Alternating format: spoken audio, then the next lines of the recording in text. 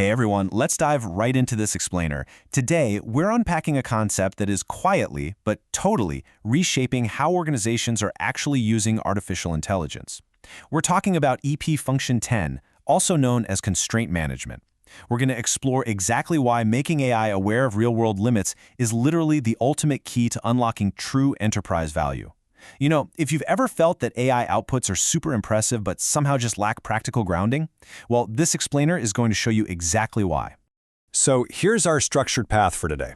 We'll quickly hit the ordinary AI problem, defining constraint management, looking at the market need, execution, scalability, and then we'll wrap up with the big investor takeaway. Let's just jump right in. Section 1. The ordinary AI problem. The dangerous illusion of fluent generation. Right now, happening in boardrooms everywhere, there is a massive, incredibly expensive problem. Ordinary AI is highly fluent, right? It can write these amazingly persuasive plans, but it is totally unconstrained. It just completely ignores reality. Like, imagine an AI generating a brilliant marketing strategy, but it just assumes you have an infinite budget. That is a massive risk. EP Constraint Management, on the other hand, steps in as a strict reality check. It forces the AI into work that is structured, deductive, and fully auditable. Seriously, think about this quote for a second. The system is happily painting this beautiful picture of success without ever bothering to check if those outcomes are actually physically possible in the real world. Okay, moving to Section 2, defining constraint management, identifying the limits of action. Now, let me be incredibly clear about how we define the cure for this problem. Constraint management is not some cosmetic add-on. It's not a quick prompt tweak. It is a rigid operating function within the energetic paradigm.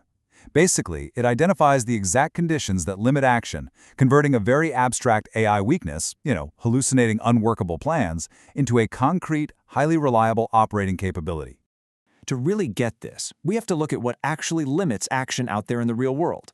We're talking about resources, costs, authority, regulations, evidence, time, trust, and just plain technical feasibility. Ordinary AI, it usually assumes you have infinite time and zero cost. But EP forces the AI to confront every single one of these guardrails before it finalizes any plan. It actually stops and asks, wait, do we even have the authority for this? Is this legally allowed? Which brings us to Section 3, demand, the market need. So why is the market so absolutely desperate for this right now? Well, because repeated failures are incredibly expensive. Cost overruns, legal liability, operational breakdowns. When a chatbot messes up a pancake recipe, it's funny. But when an autonomous AI agent hallucinates a legal compliance plan, that creates massive financial and reputational liability. No joke. The market has definitely realized that smooth talking just isn't cutting it anymore. Enterprise buyers need a lot less persuasive text and a lot more structurally reliable work. Teams absolutely demand AI outputs that can survive a brutal, serious review by decision makers, lawyers, engineers, and investors. Let's look at Section 4, execution. Making limits explicit, and performing under pressure. So we get the demand, but how does this actually work under pressure? Well, it follows a strict, brilliant deductive flow. Step 1, you make the constraints explicit. Step 2, you rank them by their force or importance. Step 3, you connect those limits to possible paths forward. And finally, Step 4, you deduce exactly what is blocked, what's actually required, or what's still unproven to move forward safely. The contrast here is just night and day. Ordinary execution hides all its reasoning, it edits away its failures, and it evaluates everything based on style. EP execution, though, it lays its logic totally bare. The reasoning path is entirely inspectable. Failures aren't swept under the rug, they're classified and used to correct the next step, based purely on rigid structure. But that brings up a really critical question for any investor or enterprise leader. How does this control function scale across an entire enterprise without losing that exact, strict discipline? That leads us perfectly into Section 5, scalability, repeatable enterprise rules, going from isolated brilliance to standard modules. Scalability doesn't mean pretending a single magic prompt solves everything. It means preserving that exact same core operating logic across completely different task pressures. Think about how this applies across different domains. In investment diligence, the system is exposing hidden contradictions. In policy design, it's defining actual operational rules, not just throwing out empty slogans. In workflow automation, it's setting explicit correction rules. The surface content changes depending on the department, but the underlying control function, forcing constraint discipline, is absolutely universal. And because this logic is universal, It can be productized into repeatable mechanisms that run everywhere. We're talking about embedding this exact discipline into checklists, templates, software modules, quality gates, agent policies, and enterprise copilots.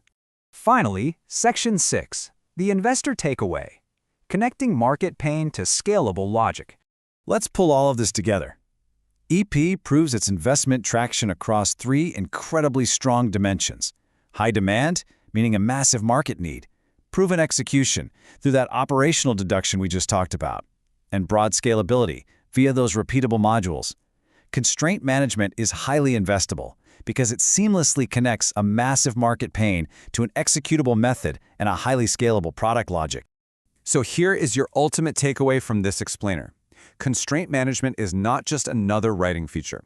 It is an essential operating function that makes AI planning feasible, auditable, correctable, and operationally useful. You are not investing in some academic idea or a cosmetic wrapper. You're investing in the fundamental infrastructure needed for reliable, high-stakes AI work.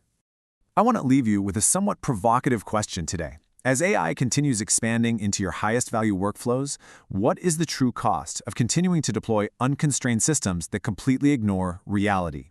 The cost of uncontrolled generation only multiplies with scale. Thank you so much for joining this explainer.